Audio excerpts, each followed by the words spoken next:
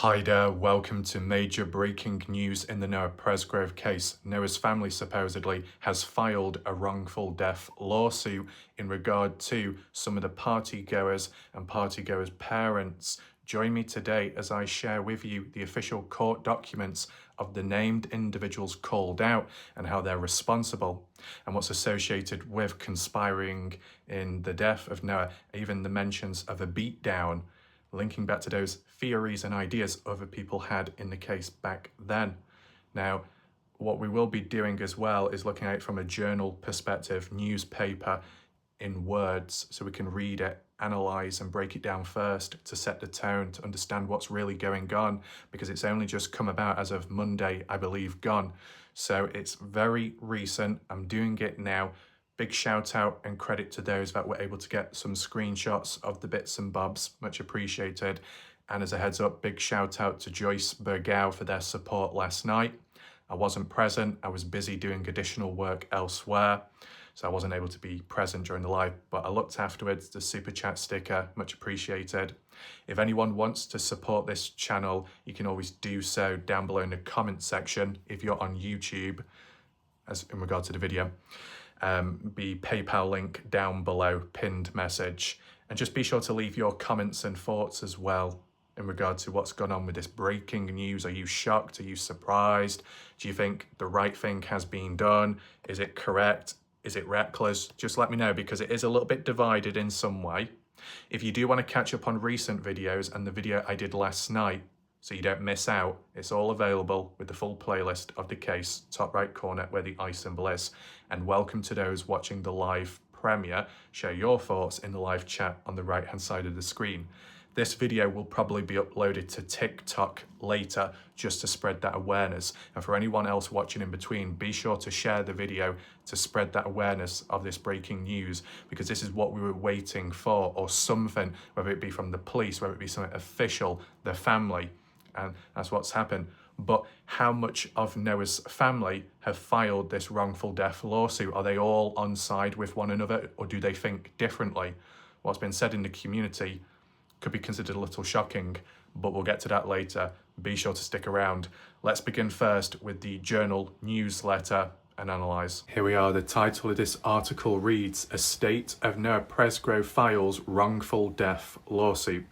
The estate of Noah Nichols Presgrove, a Comanche teenager who was found dead September 2023 on Labor Day weekend, which was Monday, September 4th, has filed a wrongful death lawsuit against multiple individuals and a local business, alleging Presgrove was supplied alcohol whilst underage and later beaten to death.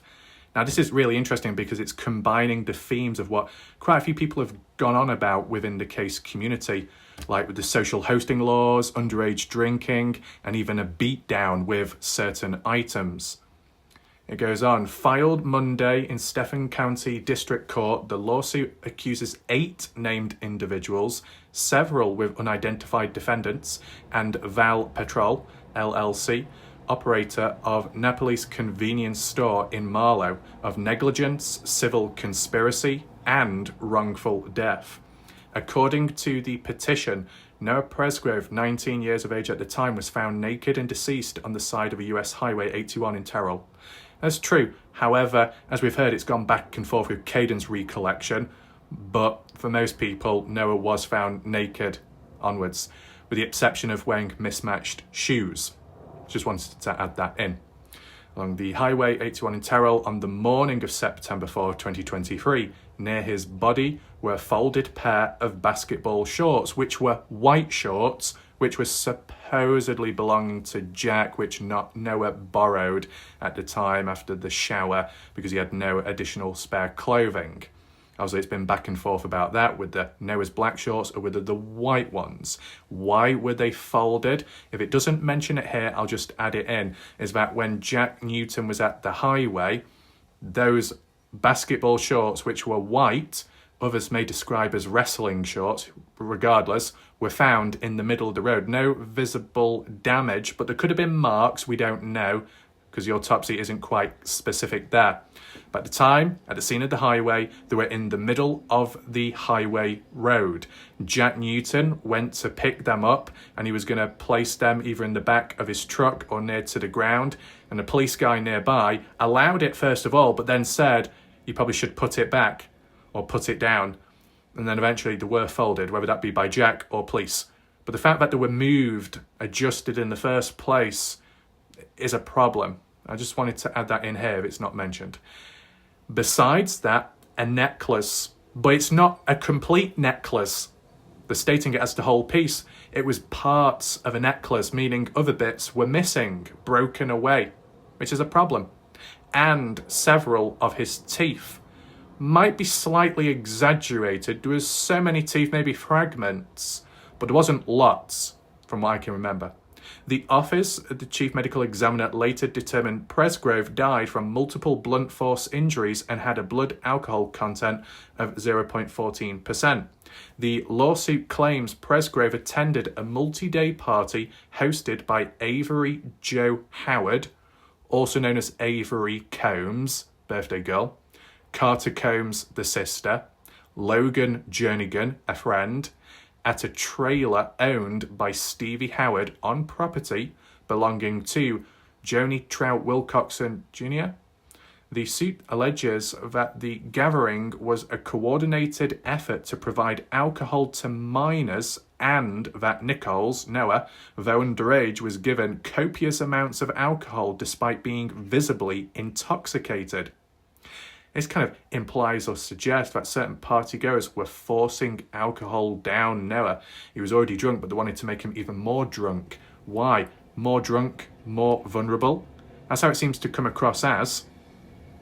Now, moving on, it mentions partygoers allegedly allowed Presgrove to operate or ride an all-terrain vehicle whilst drunk, the side-by-side. Now, it might say partygoers allowed Noah to do so. The story what we heard of previously described by Jack on behalf of what Carter saw herself, Jack's girlfriend that saw it and passed the message on to Jack, even though at the time Jack was asleep. At a later point in time, girlfriend told Jack about what happened, that Noah walked into the bedroom and took the keys. So was Noah allowed to just take it and drive it when the actual owner, Jack, was asleep and didn't really have much of a say? How true is that? There's no hard evidence, but yeah. Anyway, whilst drunk, and it resulted in an accident and injuries. More than one injury. Very interesting, because how we've heard it worded was, oh, it was only Noah Presgrove that had a bloodied nose or a bloodied lip, depending from what Caden says to what another dark side person says. But then it was Robin Smith that said, well, we were told there was a Texas boy that was only injured. Oh, Noah injured or Texas boy injured? Who?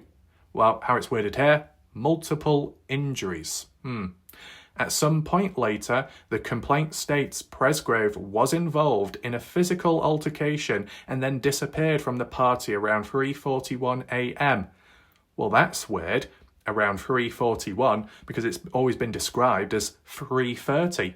The only mention of 3:41 is when Jasmine Millan was already outside on the front porchway taking that selfie saying, well, Noah's missing. So supposedly Noah would have had to have walked away before that. But it's almost like worded as around that time and maybe a bit onwards. How weird. That Noah's body was discovered roughly 2 hours later. Yeah, 5:43 onwards, those official calls being made. Yeah, okay, fair enough. But the mention of being involved in a physical altercation and then walking away from the party, what is that all about? Who did Noah Presgrove have a physical altercation with? Was it Jack Newton? Was it one of the party girls? Was it somebody else? Because, okay, Saturday, more past midnight, going into early hours of Sunday morning, Justin Roy worded it that there was a bit of physical aggression shown, pushing and shoving between Noah and Jack, but that was early Sunday morning and Caden supposedly had to break the fight up. But how it's worded here, it seems to be an altercation that took place on Monday, and I don't remember hearing it before about any physicality. So that's new to me. You let me know what you think. The estate claims Jack Newton, Noah's best friend, another underage defendant, purchased alcohol from Napoli's for Nichols, alleging that the store improperly sold alcohol to a minor. Now, is that the first time? Or has it happened before? The filing further accuses the defendants of civil conspiracy, alleging that 2 or more of them participated in Presgrove's fatal beating. Besides the beating, is this also implying, even if it doesn't mention it, possibly implying foul play? Depending on where the beating took place, if it's on site of the property, well, for Noah's body to be on the highway, it would link back in once again with the foul play and tampering with the body and moving it about.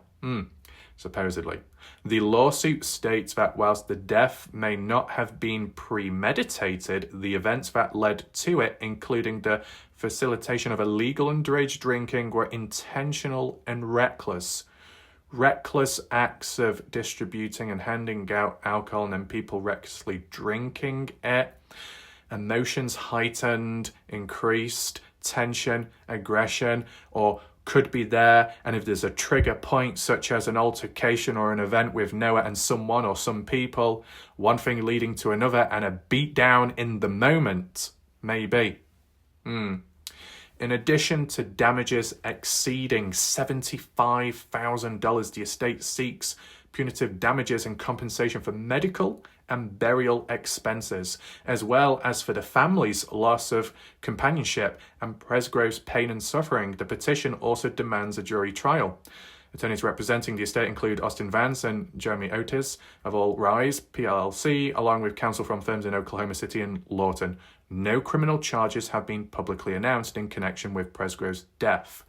Sounds rather interesting, but of course, you'd probably want to see it from the legal official documents, the court stuff. Let's head on over there now. So it may appear small on screen or the text, but don't worry, I will zoom in. We've got 7-page documents to go through bit by bit and read what stands out. So, File District, June 23rd, 2025, I believe that's Monday, Melody Harbour, Court Clerk. So very, very fresh and recent this. You could ask yourself, why has Noah's family decided to do it now? File this wrongful death lawsuit. Why now and why not back then? Has something changed? Has there been an agreement, a consensus within the family of Presgrove? Because there might have been a bit of a divide at some point, who knows? Anyway, in the District Court, Stephen Counties, the estate of Noah Nichols, plaintiff. Avery Joe Howard, also known as Avery Combs, an individual. Carter Combs, Jack Newton, Caleb Newton, Joni Trout Wilcoxon Jr., Stevie Howard, Logan Jernigan, John/Jane Doe, A to Z. Take in mind, John Doe is not the named individual on YouTube with that username. It's completely different people, right? This, in regard to John and Jane Doe, is unidentified individuals. Who could they possibly be? Does anyone know? And Val Petrol, LLC, a domestic limited liability company. A company, I guess, serving alcohol, a store of some sort. Where? In the town of Terrell, or somewhere else? Have I heard of Val Petrol before? Is that the mini-mart or is that 2 different locations? I don't know what the official name is for the mini-mart, or unless that's what it's actually called. Regardless, where alcohol was bought, but it mentions specifically Jack. So what I would like to know is whether it be the Saturday, depending on the police interview of Caden's story recollection, whether it be the Saturday morning or more so the Sunday morning when Caden Pressey returned back to the party house with the girls and the other guys went back out to town. At some point, Caden mentioned that he was tagging along with some of the girls at a store, convenience store, buying alcohol. Was that the same one as Val Patrol or a different place? I wonder. Now, Caden didn't buy alcohol, but he was present to witness buying of alcohol with certain people. So Avery Joe Howard was the party girl, the birthday girl, kind of the main host. Carter Combs and Logan Jernigan could also be considered host because they lived there at the time of the party. As for Stevie Howard, the mother to Avery and Carter, Stevie in ownership of the place or the land over time, having connections with that and responsibilities linking back with the typical social hosting laws and that being broken. Jack and Caleb Newton, father and son. Interesting, because at least in terms of the hosting, I didn't think they would be involved there because they don't actually live there or own the land. But, further down, we'll get some explanations, of course. Wrongful death petition comes now, plaintiffs. The estate of Noah and Nichols for its cause of action against the above-named defendants, alleging the following. 1. Before Noah's untimely death in September of 2023, Noah, referred to as descendant or Nichols, was a resident of Stephen County. 2.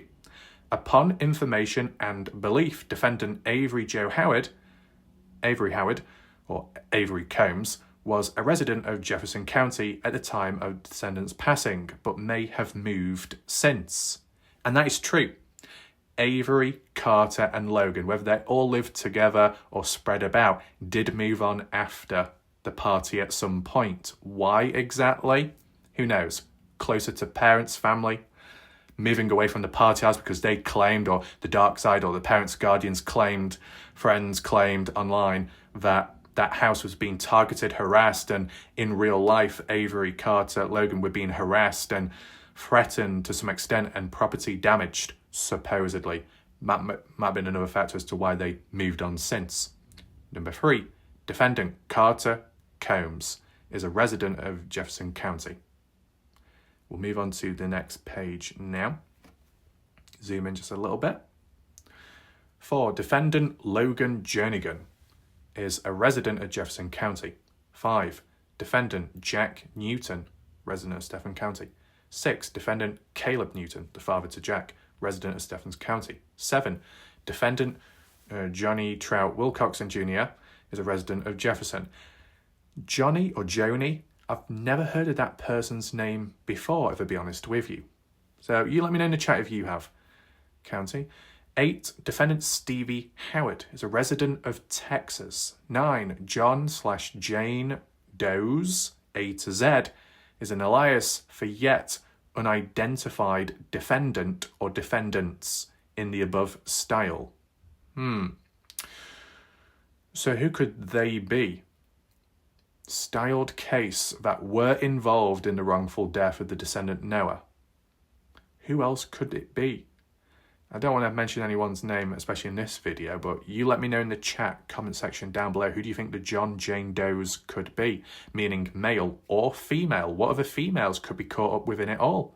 Is Jasmine Milan going to get dragged into it? Is Stephanie Milan going to get dragged into it? I wonder. Anyway. Number 10. Defendant Val Petrol LLC. Val, or Napoli's, is a domestic limited liability company with its registered agent in Stephens County that operates Napoli's convenience store. 11. Jurisdiction and venue are proper. 12. September 4th, 2024. Descendant Noah was found lifeless and naked on the side of the United States Highway 81. Found next to the descendant's body were the descendant's teeth, a necklace, and a neatly folded pair of basketball shorts. They don't mention the colour, but the autopsy states white, which belonged to Jack at the time, and Noah was borrowing them. The mention of a necklace, and yet how it was worded in the official autopsy was pieces of a necklace, not quite implying a full necklace, and it was broken. But how it's worded here, a necklace, a full necklace, and in good condition from interpretation of the court documents. It's a small detail, but it seems a little inconsistent, if I'll be honest. Besides that, descendant's death was not caused by being hit by a motor vehicle, meaning no hit and run. That was ruled out in the early days. But by being hit by a motor vehicle, could you be hit by a motor vehicle accidentally? Well, at least here, it's ruling it out. Prior to Noah's passing, descendant attended a party hosted by defendants Avery Joe Howard, Avery Combs, Carter Combs, and Logan Jernigan on property owned by Wilcoxon. Okay, so at least how it's worded there by the host, Avery, Carter, and Logan, because they all lived there at the time. That makes sense, I agree, fine. Now, it was Jan Fiorillo that mentioned those names too when she was responding back to that Netflix thing on Facebook, but she also included Jack Newton's name as well. And I was thinking, why? Because Jack does not live there. He does not host a party. He's tagging along. But it's just a reminder if you didn't know. The party was a civil conspiracy by defendants to furnish alcoholic beverages to underage and intoxicated individuals, such as Noah, over the course of several days. Now, several days, what does that translate to? Well, the party, what we're aware of, 4-day party from Friday to Monday. Now, Presgrove attended on the Saturday, and then Sunday. Wasn't there all of Sunday, because after breakfast ended up leaving and going back to his place of living, and then coming back in the afternoon or evening time. And then Monday early morning, present there too, staying over. Couldn't get a ride home, people wouldn't give him a ride home. Okay, so what else do we have? Every Joe, yeah. Okay, alcoholic beverages. Upon information and belief, the alcohol provided to Noah was purchased by Jack Newton at Napoli's convenience store in Marlow, Oklahoma, despite defendant Jack Newton being underage at 21. So the fact that Jack Newton could go somewhere underage and get alcohol and no ask of ID or proof, just be handed over to him, doesn't look good, does it? So whilst people like to just blame social hosting and blame the party host and the party people and this and that at the party, should be looking elsewhere to these professions, these stores where they provide the alcohol in the first place. They should know better first of all.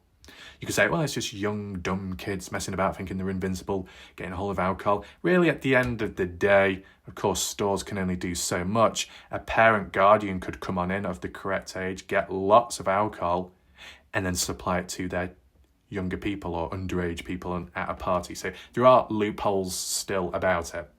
But if Jack did supposedly go straight into a store, was able to get alcohol, and was able to leave with it, that's problematic, isn't it?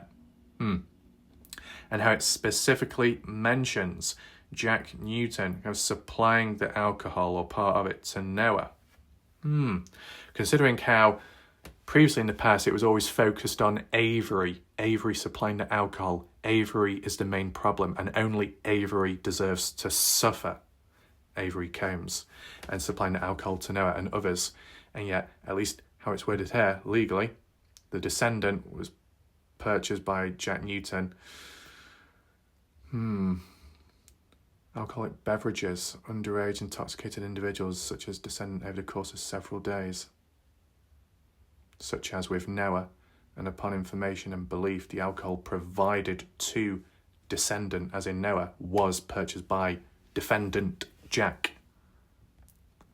Noah Presgrove's best friend, Jack. So people are going to interpret it as Jack Newton is to blame for supplying Noah the alcohol specifically. But surely it wasn't just Jack. There might have been other drinks about, maybe. Now people are going to theorize or come with the idea of Jack specifically getting alcohol specifically for Noah to specifically get him drunk, so then more vulnerable and prone to being just vulnerable. 18. The party in question took place at the property owned by defendant Wilcoxon in a trailer owned by defendant Stevie Howard. The party did not take place in a tiny trailer. Whilst granted there is a trailer down at the bottom of the dirt road, it's a party house. Unless they're referring to the party house as a trailer, but it doesn't look like a trailer to me. Interesting. Unless part of the party or events did take place lower down, more west, nearer to the woodland, nearer to that trailer area and the other buildings nearby, I wonder. Despite being underage, descendant Noah was promised and provided copious amounts of alcohol if he attended the party. Now, was that used as a bargaining chip? Was it used as a form of persuasion? Was it promised on the Saturday, or was it more so promised on the Sunday when supposedly, as some people were claiming online, which turned out not to be 100% true, that Jack was desperately trying to get Noah back to the party. Please come back, please. Oh, you'll get more alcohol this time. I wonder at what point was Noah granted or promised more alcohol, and what Noah was happy with that and wanted more alcohol. Interesting. And is it only Noah that was promised copious amounts of alcohol, I wonder? Defendants provided Noah with alcohol over the course of multiple days. Defendants meaning more than one. So whilst it's mentioned Jack's name, giving Noah specific alcohol, other defendants named as well, responsible as you would probably expect. And that's over the course of multiple days, even after he was already intoxicated. Number 21. During the party, defendant Caleb Newton permitted descendant to drive or ride on his all-terrain vehicle whilst intoxicated. Right, well, this is very, very interesting. Does it give the actual day or time during the party? Caleb Newton, Jack Newton's father, permitted Noah to drive or ride. What, the side-by-side? Or is this different? Descendant was involved in an all-terrain vehicle accident and sustained injuries. Well, that is the side-by-side rollover, what we've heard of. But why is Caleb Newton's name mentioned here? Is it because Caleb Newton owns that drive or ride all-terrain vehicle, and Jack Newton did not own it but was borrowing it or was allowed to use it on behalf of his father, but it links back in the name of his father that owns it or bought it? And we've not seen any footage or evidence of Caleb Newton being present at the party. Even Caden Pressey said Caleb was never at the party. And I'm making sure to read it very carefully. Caleb is the father to Jack.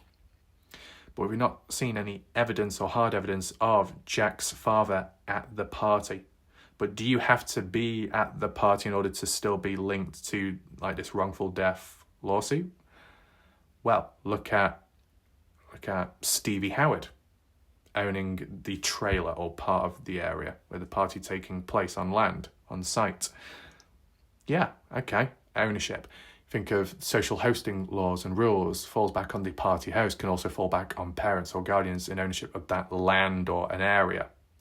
You don't have to physically be there in the moment, but if you own something on site and it's caught up in a bad event, it can trace back to you. So at least from my interpretation, and I am not quite experienced with this, I'm interpreting it that maybe whilst Jack Newton had his side-by-side and another vehicle too, and Ford Ranger, 2 or 3 vehicles, 2 on a trailer, I believe, that 1 or 2 of them vehicles belonged or were owned by Caleb, Jack's dad. Caleb was not there, supposedly, but owned it, so somehow giving permission for Noah to use it. I don't know, it depends how you look at it, because I can't remember if it was Caden Pressey or somebody else in maybe some audio recording what we listened in recent time, and it mentioned, or it might have been Alicia, mentioned something along the lines of you got Brylan Sweat and some others that just go along and a week and follow Caleb Newton because Caleb allows them to drink and be like men and so on. And I don't know if that has any reference to something like this, but you can interpret it down below if you want. But in terms of the side-by-side, it's specific to the event of the rollover at the party, but I just wasn't aware that Caleb Newton was caught in with that, unless it just links to who owned it. Take in mind, this is a pre-recorded video, so if people have answers in the live chat, I'm not going to be able to see it as it's pre-recorded, okay? Descendant was involved in an all-terrain vehicle, sustained injuries, and supposedly others did as well. Towards the end of the party, defendants Jack Newton and Avery Howard were seen verbally fighting with Noah. Now that is rather interesting because we've not really heard it worded that way before. It's kind of come back and forth in regard to Monday. In the early days, I think it was more so mentioned credit to Justin Roy, that did mention that the more aggressive argument between Noah and Jack took place Saturday or past midnight going into Sunday morning, as Caden referenced. But Justin did say that there was another argument between Noah and Jack on the Monday. And that's the one I always looked into and questioned over and over again. And then with time, it just got forgotten about. When it came to the Partners in True Crime interview and Jack Newton was doing that pre-recorded interview with the host, Cindy and Rob Dorfman, that when Jack should have acknowledged or could have acknowledged the argument with Noah, instead said, well, actually, no, I've glossed over it with a different story never heard before, that it was Logan that was seeing Noah walk away, last person to see Noah walk away heading east, as if towards the highway. Completely neglecting to mention the argument of Monday, but Jack did acknowledge the argument Saturday or past midnight of Sunday, as in, oh, you know, we both apologised, we both cried and we hugged each other and it was okay in the end. But no mention of the Monday argument and how it's mentioned here in the documents. And I'm surprised, if it is completely the truth, why has it not been mentioned this before in the past? Clearly, all this time, right? I've questioned it myself and I've done videos as best as I can. Any arguments, any final bad taste in the mouth, and people could say to others, told you so, but just remember my map analysis, I looked at almost every angle possible.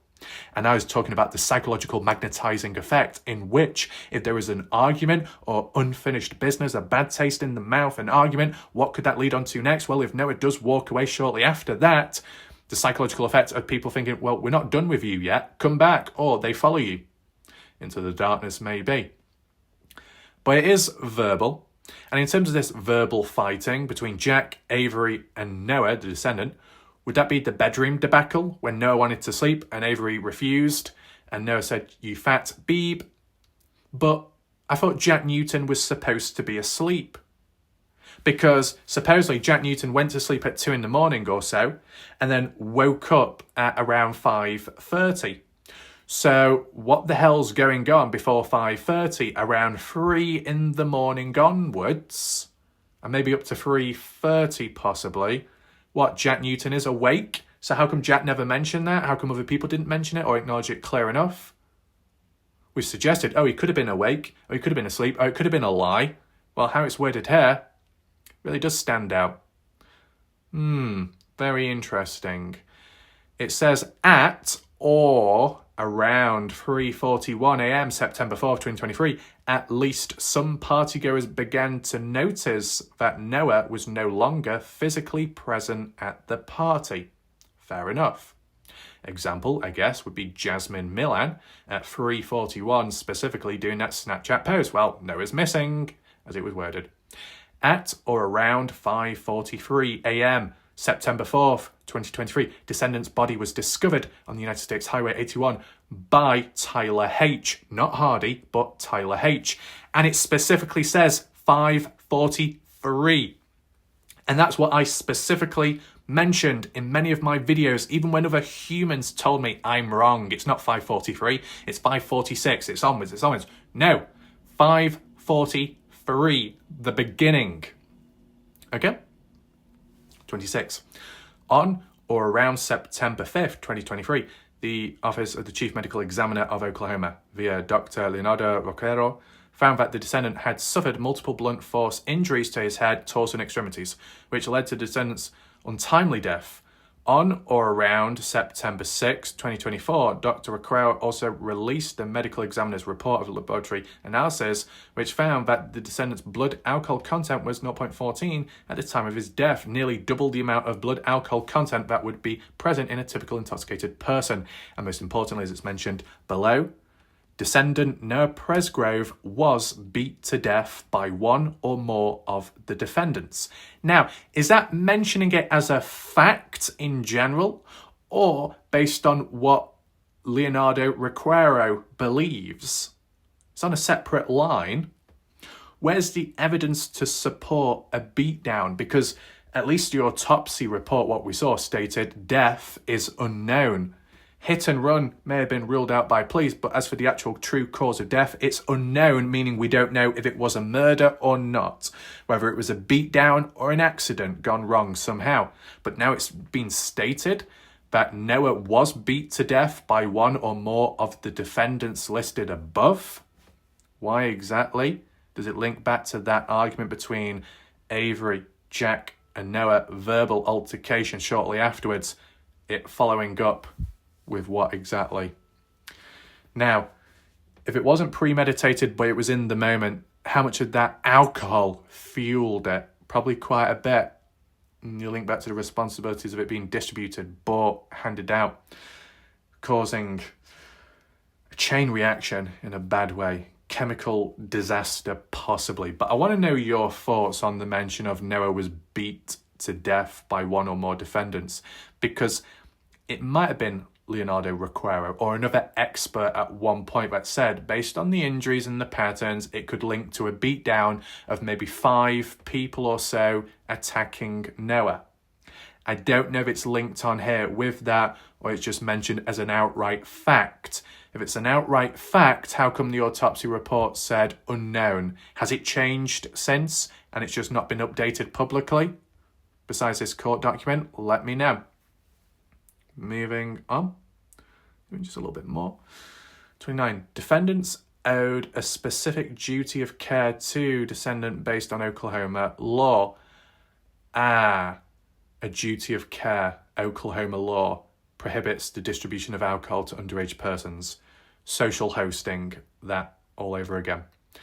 Defendants owed a specific duty of care to descendant based on Oklahoma law, which prohibits all persons from providing alcohol to a person who is already intoxicated. Defendants owed a specific duty of care based on Oklahoma law, which prohibits the driving of any vehicle upon the public roads of Oklahoma whilst intoxicated. Now, who was driving upon the public roads whilst intoxicated? Is this being defendants' care of descendants? So what?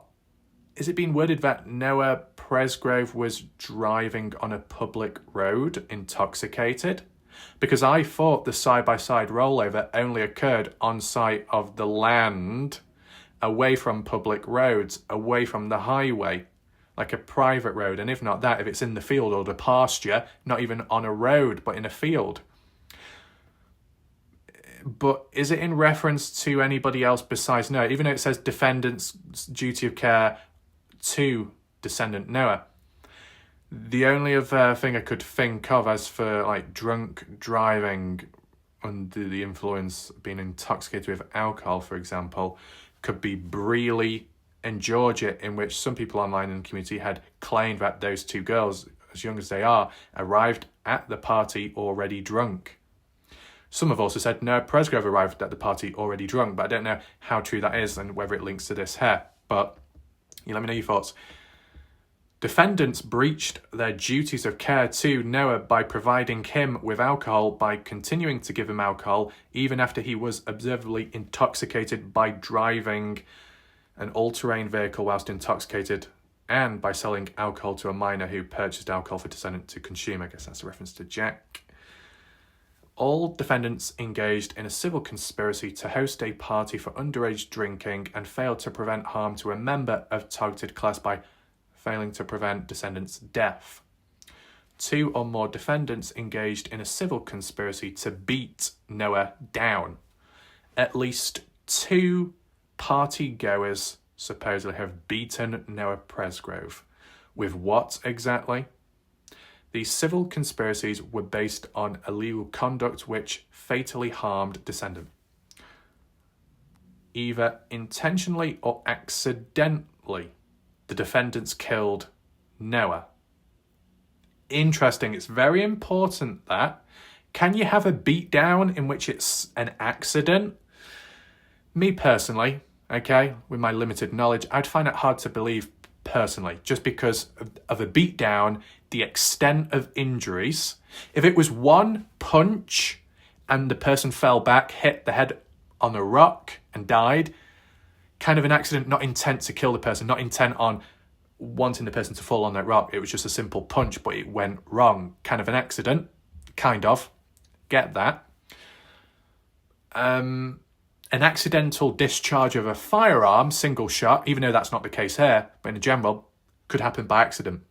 But a beatdown in which it's not just one punch or kick or one swing of an item, it's multiple to cause that damage to Noah, because it was extreme and beyond, that's not accidental. Is it?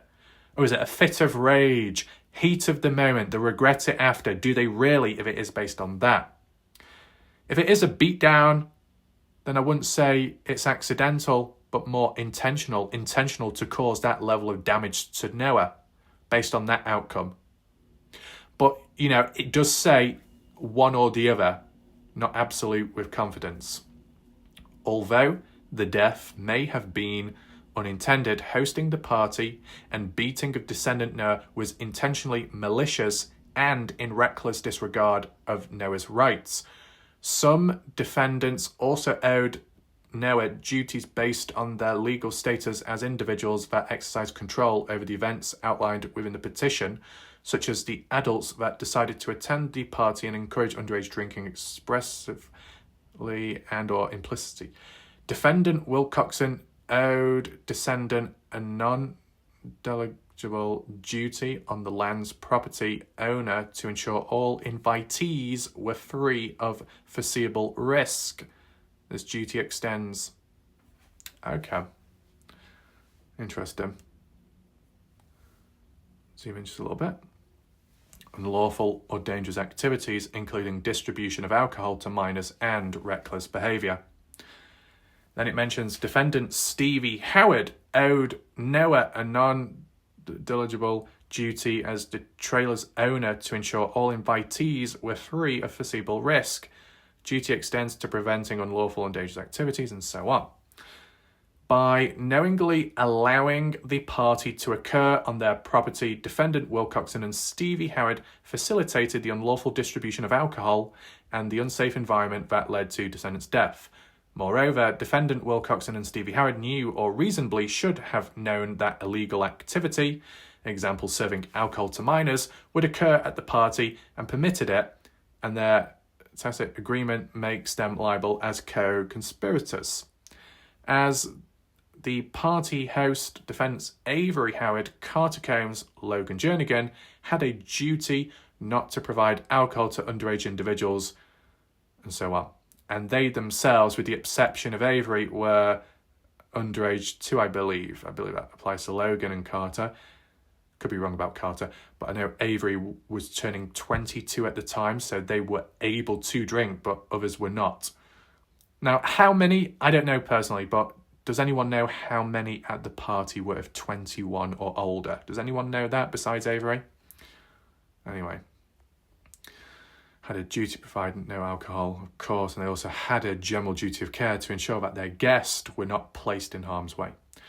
These defendants' active role in hosting the party, encouraging alcohol consumption, failing to supervise underage drinking demonstrates a clear breach of duty. Defendants knew or should have known the risk of providing underage persons with alcohol and or encouraging such drinking by attending such a party.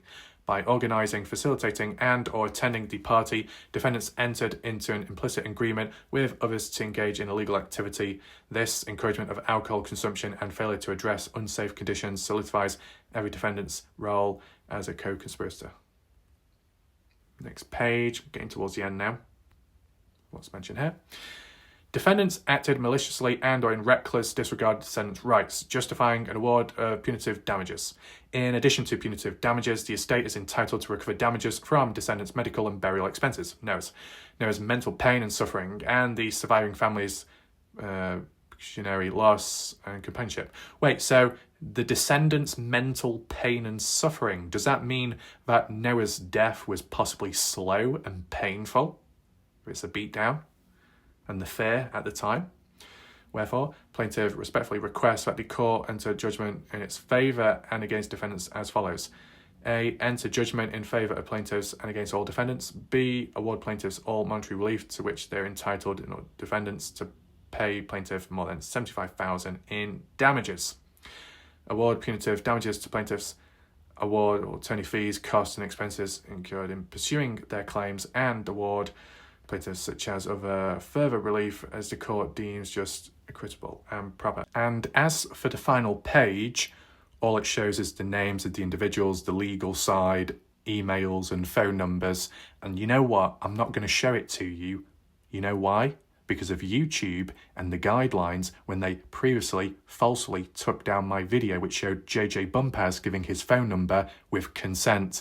I don't want to risk it for this video. Hopefully you can understand me from there. So what you're now looking at is the comment section from last night's video of mine, because it was brought up about the civil lawsuit by some viewers. So I just wanted to see what people have had to say there as for reactions. And we don't need to look at every single comment, of course, just the ones relevant to the lawsuit. So Karen Manley, welcome to the channel, says Noah's family just filed a wrongful death lawsuit according to the Comanche Times newspaper. And we did check that out. Lisa, now that's breaking news. George Choden responds, what's even more breaking news is that Dale and Keith Presgrove, Noah's brother, in conjunction with Madison Rawlings, the sister, already admitted that most people on the suit shouldn't be there, meaning they're gambling, no different than going to a casino, which sometimes comes back to bite them hard. Now, where's the proof and evidence of Dalen and Madison saying that those defendants shouldn't be on that list, on that suit? What's going on there? Lisa then says, hi George, that doesn't matter. The purpose of filing a civil suit is to get the people to sit for the depositions, to make them talk about everything, spill the beans. Nothing is off the table, unlike a jury trial. I love watching civil depositions. The testimony holds the same weight, if not even more important. It's a very crucial first step in the bigger picture. It's a huge deal. The gateway to filing other bigger lawsuits. There's no gamble here. They have nothing to lose. I'm so proud of the Presgrove family. All I would like to know is, why has it taken this long to follow through with? What's happened in between? Response-wise, Julie agrees. Lisa, why do my comments keep disappearing? That's because of YouTube. YouTube auto-deletes comments randomly, and there's nothing I can do about it. George, are Dalen and Madison Rawlings going to ask Justin Roy to support the claims they've made against all of those defendants, even though Dalen's already admitted to saying most shouldn't be on this suit? If Dalen has already admitted to that, was that before or after the lawsuit was filed? And where's the proof and evidence of Dalen and or Madison acknowledging what you've said, George? Is there any proof of that? That'd be interesting. I'd think, hell no, because it's going to get expensive. And Justin says, you're an idiot, and so on, and it just goes on and on and on. We don't really need to spend too much time with the pettiness. Julie, I find it odd that Dalen or Madison would even speak about that. No, the family is too smart for that and keeping quiet. Let's not go there. Just is heading in the right direction. Vance is very highly rated as an attorney. And shout out to Melanie Fagan, not seen her for a while. All the Facebook pages are going down. So I'm saying goodbye to everybody on here, hoping the very best for Noah's family and that they get justice for Noah. Maybe I'll see some of you again someday, but if not, goodbye. Life is good for you all. Right. The thing is, Melanie, in terms of Facebook pages closing down, such as the case discussion ones, whether that be through coordinated attacks, which I think Michael Facecast may have mentioned, the page or pages have been reported and that's why they've been taken down, or some people are suggesting that. There seems to be some darkness going on there. Maybe we can cover it in a separate video, but we just focus on the most important stuff first of all. It appears Dalen and Madison didn't buy Alicia and Caden's Black Short story or the timelines. Go visit OSCN and see for yourselves. OHP, though, still very interested in Alicia and Caden's ever-evolving story. And Julie says, Caden and Alicia are no longer in the so-called limelight. This case took a turn today with civil lawsuit. Justice is coming soon. Stephen, shower videos from Saturday, not Sunday. Well, where's your proof of that? Moving on. Is this the last one? I believe so, by Julie. Civil lawsuit has a list of names, but does not include Alicia or Caden. But it does mention a John Doe or Jane or something, as in male or female, unknown individuals, unnamed individuals that could still be on the list. Does that apply to Alicia or Caden? Likely not. But who else could it be? You never know. Justin, exactly, yet. Here they are, always mentioning their names. Sickening. Well, depending who you're referring to, Justin, I document what's present, what's needed to be covered, and trying to make sense of the case overall, and try and understand why there are discrepancies during the moments of silence. It's as simple as that, but clearly people don't understand it that way. So all I would add on, like what I said before, is why now? Why not earlier? And in regard to Noah's family filing this wrongful death lawsuit, is all of Noah's family in agreement completely and totally? Because when it came to at least the social hosting and the petition with that, you had Ashley Chadwick, the cousin of Noah, and Robin Smith, the aunt, that weren't really in line with agreeing with the social hosting petition or signing it because it wasn't the right thing or it wasn't the right time. But then supposedly Madison and or Dalen, brother-sister to Noah, did sign the petition or at least approve of it. So there was a divide within the Presgrove family, immediate and secondary family members, etc. Is there more of a consensus here this time round or not? I don't know. It just says, or it can be interpreted as Noah's family, but does that mean every family member or does it only mean certain immediate ones? You let me know your thoughts there. In regard to the whole Caden Pressey and Alicia situation, at least to my knowledge, I've never really said those names as in linkage with Noah's death. I've never mentioned it like that. Because even when the mention of 3:15 was put on the table by Alicia, poorly worded, maybe, miscommunication, misunderstanding, a discrepancy, and people interpreted as, well, 3:15, that's closer to when Noah may have died or walked away, even though it's not really. And Alicia and Melissa may have come across Noah or may have done something to Noah accidentally. Well, I cleared that up myself by saying even if it was 3:15 when they were at the highway, and even if it was in the same spot, well, Noah was still at the party supposedly. Noah walked away at 3:30, supposedly, or maybe 3:41. 3:15, Noah's still at the party. Alicia and Melissa may have been claiming to be at the highway. They wouldn't have seen anything. They wouldn't have hit anything. They wouldn't have come across Noah because it was too early. So that ruled that out, and I made it very clear in my video. And as for Caden Pressey, constantly said, well, you know, he's been asleep here and there, so he's not going to see much. He's going to miss out on the main parts, with the exception of the discrepancies, which could imply Caden may have seen more or could have seen more if he had gone to sleep later, which is still a mess till this day, either going to sleep at 3 in the morning or going to sleep at 3:20. The later you go to sleep, the more you may have seen around you. It's as simple as that. And it's just trying to understand which one's right, which one's wrong. And I think, yeah, whether I've mentioned it just now or I'll just repeat it again, whatever. Because Caden being asleep, he's going to be mostly or completely innocent. If you're asleep, you're out of it. You're not seeing, you're not hearing, you're not acting, you're not doing anything to Noah. You're not witnessing anything happening to Noah because you're asleep. And maybe that can apply to other partygoers as well, right, to some extent. But it's just about highlighting that, which I've done.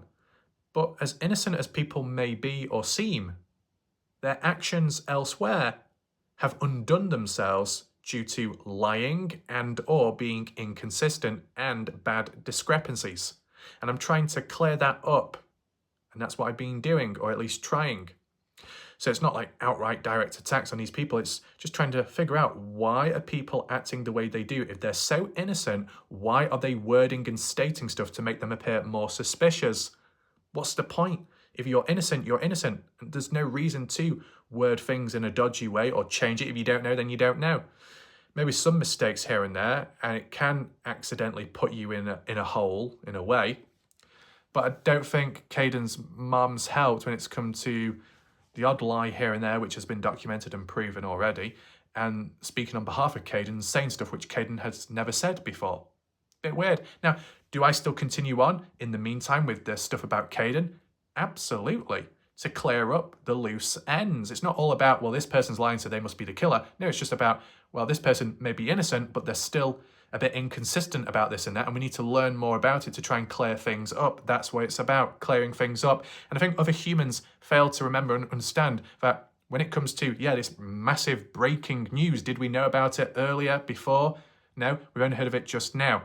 So all the time before, and the videos leading up to it, with Caden Pressey and Alicia, and anything else in between, to fill in the gaps during the times of silence when there's not much going on, not much to be heard about, doing something then nothing, keeping the case alive and spreading awareness and learning along the way and clearing up loose ends. I think that's important in itself.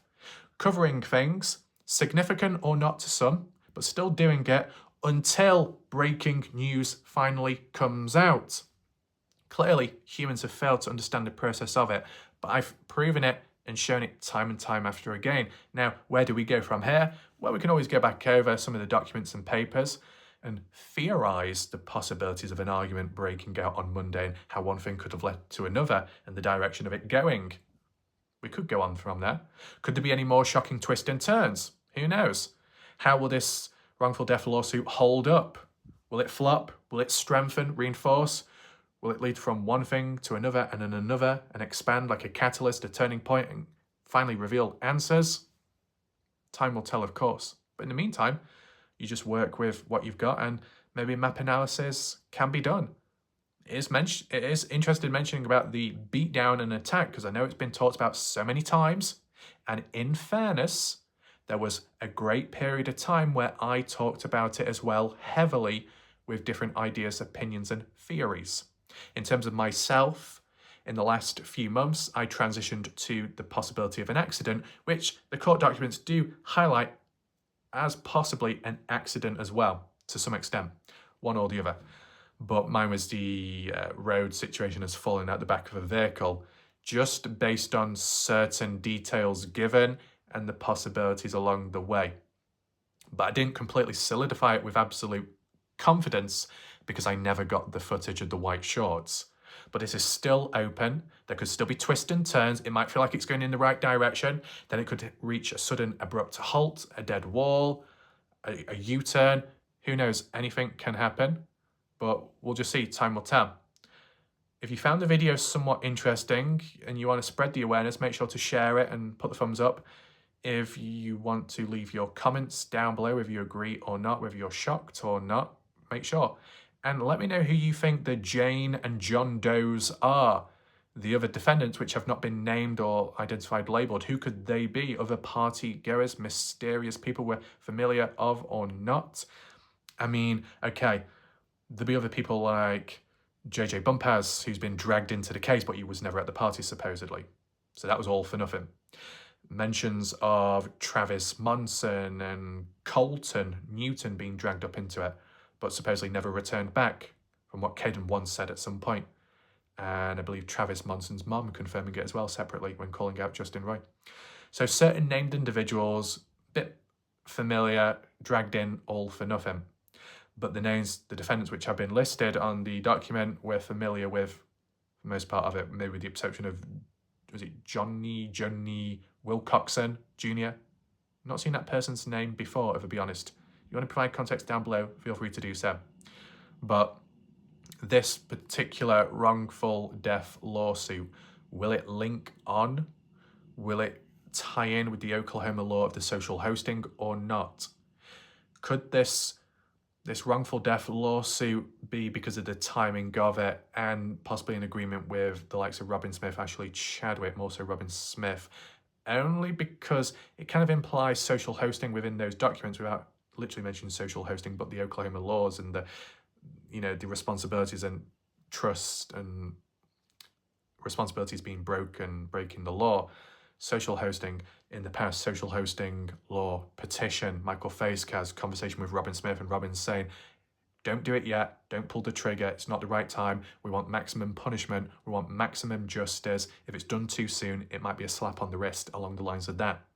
Held off, but supposedly Michael didn't, and Robin called Michael out for that as harassment, calling his criminal background past and beyond. So, okay, maybe not quite coordinated, going against some of the family's wishes and so on. But now, is it because it's the right time to pull that trigger and that's why the family have done so? Now, I guess time will tell. Let's leave it there for now. We can always return back to it at a future point. My name's Wallite Raf. Thanks for watching. Good night for now.